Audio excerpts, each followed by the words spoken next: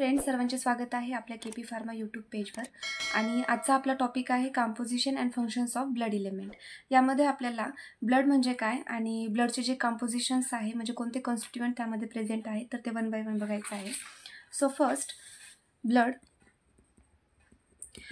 It is a fluid of connective tissue. It is the fluid of connective tissue जे की circulate होणार hole बॉडीमध्ये, circulating whole body and transport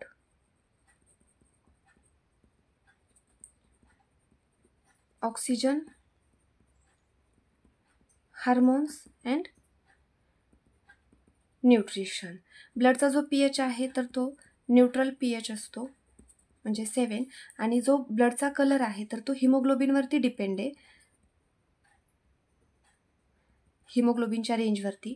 but usually जो colour आहे तर तो रेड टू डार्किश रेड और brown कलरमध्ये प्रेझेंट आहे. मग आता जे ब्लडचं कंपोजिशन आहे ते आहे प्लाझ्मा अँड ब्लड सेल. जो प्लाझ्मा आणि ब्लड सेल आहे, ब्लडमध्ये प्लाझ्मा हा 55% प्रेझेंट असतो आणि ब्लड सेल्स जे आहे तर ते रिमेनिंग 45%मध्ये. प्लाझ्माचं जे कंपोजिशन आहे यामध्ये protein, water and blood.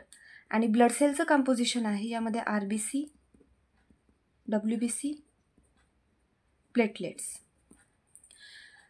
Plasma आणि ब्लड सेल हे दोन्हीही फ्लुइड फॉर्ममध्ये, फ्लुइड म्हणजे लिक्विड फॉर्म, आणि प्लाझ्माचा जो कलर आहे तर तो येलोइश कलर. ठीक आहे, हे झालं ब्लड आणि ब्लडचं कंपोजिशन्स. तर वन बाय वन आपण आता ब्लड सेल्सचं जे कंपोजिशन आहे हे डिस्कस करणार आहे. तर सपोज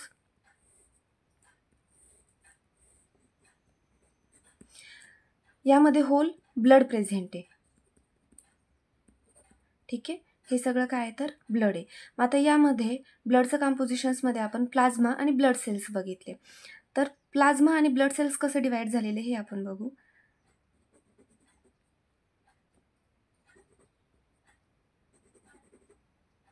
ठीक आहे, आता हा जो पोर्शन आहे हा आहे प्लाझ्मा आणि हा जो रिमेनिंग पोर्शन आहे हा आहे ब्लड सेल. आता ब्लड सेल्समध्ये RBC, WBC आणि प्लेटलेट्स प्रेझेंट आहेत. सो हा जो पोर्शन आहे हा आहे रेड ब्लड सेल्स RBC आणि हा जो पोर्शन आहे यामध्ये WBC आणि प्लेटलेट्स. ठीक आहे, आता प्लाझ्माचं जे कॉन्सन्ट्रेशन आहे हे 55% आहे आणि ब्लड सेल्स कितीपर्यंत आहेत तर 45मध्ये. पण ब्लड सेल्स RBC, WBC आणि प्लेटलेट्समध्ये डिवाइड होतात.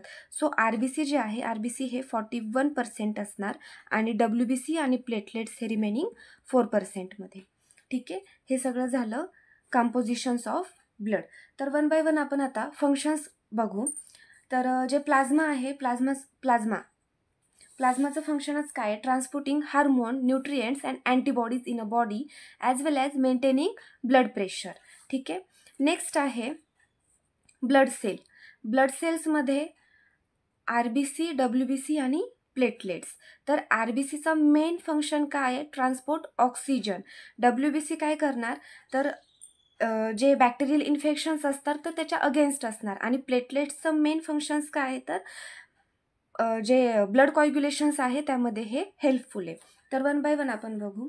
RBCलाच म्हणतो red blood cells and it is also known as a erythrocytes.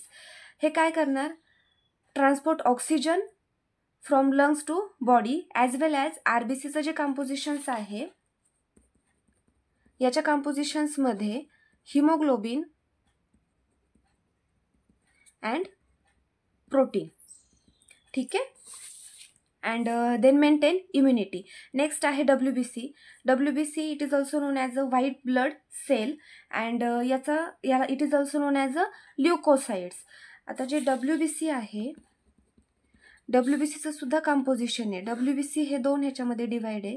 एक आहे ग्रॅन्युलोसाइट ग्रॅन्युलोसाइट अँड सेकंड आहे ए ग्रॅन्युलोसाइट्स. तर जे ग्रॅन्युलोसाइट्स आहेत त्यामध्ये न्यूट्रोफिल, इसिनोफिल आणि बॅसिनोफिल्स येणार. म्हणजे न्यूट्रोफिल्स, देन आहे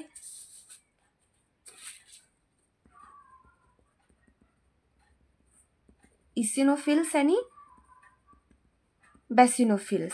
आणि जे ए ग्रॅन्युलोसाइट्स आहेत त्यामध्ये लिम्फोसाइट अँड मोनोसाइट. ठीक आहे. मग आता ह्या प्रत्येकाचे एक रेंज आहे. जे लिम्फोसाइट्स आहे, लिम्फोसाइट्स हे 30% प्रेझेंट असणार WBC मध्ये, आणि मोनोसाइट्स जे आहे, मोनोसाइट्स हे 6% प्रेझेंट असणार WBC मध्ये. ॲज वेल ॲज जे न्यूट्रोफिल्स आहे हे 60% प्रेझेंट असणार, इसिनोफिल्स आहे हे 3% आणि बॅसिनोफिल्स हे 1%. आणि WBCचा मेन रोल काय आहे तर जे बॅक्टेरियल इन्फेक्शन्स आहे तर त्याला फाईट करायचं. ठीक आहे. आणि याची जी रेंज आहे म्हणजे जे WBC आहे, WBC हे 10 ते 15 दिवस ह्याचं ड्युरेशन्स आहे. RBCचं जे फॉर्मेशन्स आहे तर ते 120 डेज. WBCचं फॉर्मेशन्स हे 10 to 50 डेज. देन नेक्स्ट आहे last one, platelets. It is also known as a thrombocytes. जे प्लेटलेट्स आहे, प्लेटलेट्स यामध्ये प्लेटलेट्सचा मेन रोलच काय तर ब्लड कॉग्युलेशनच्या प्रोसेसमध्ये असणार, युजफुल ते ब्लड कॉग्युलेशन्स. आणि जे प्लेटलेट्स आहे, प्लेटलेट्सचं जे ड्युरेशन आहे तर ते 5 to 9 डेज. ठीक आहे. ॲज वेल ॲज प्लेटलेट्स काय करणार, प्लेटलेटचं कंपोजिशन्समध्ये प्रोटीन, लिपिड आणि कार्बोहायड्रेट प्रेझेंट असणार. त्यानंतर प्लेटलेट्स हे टिश्यू रिपेअरमध्ये हेल्पफुल आहे. ओके. हे झालं आपलं कंपोजिशन ऑफ ब्लड. जर यामध्ये कोणाला काही डाऊट असेल तर कमेंट्समध्ये सांगू शकता. आणि जर पेजवरती नवीन असाल तर आत्ता सबस्क्राईब करा, म्हणजे असेच फार्मसी रिलेटेडचे व्हिडिओज तुम्हाला येत जातील. थँक्यू.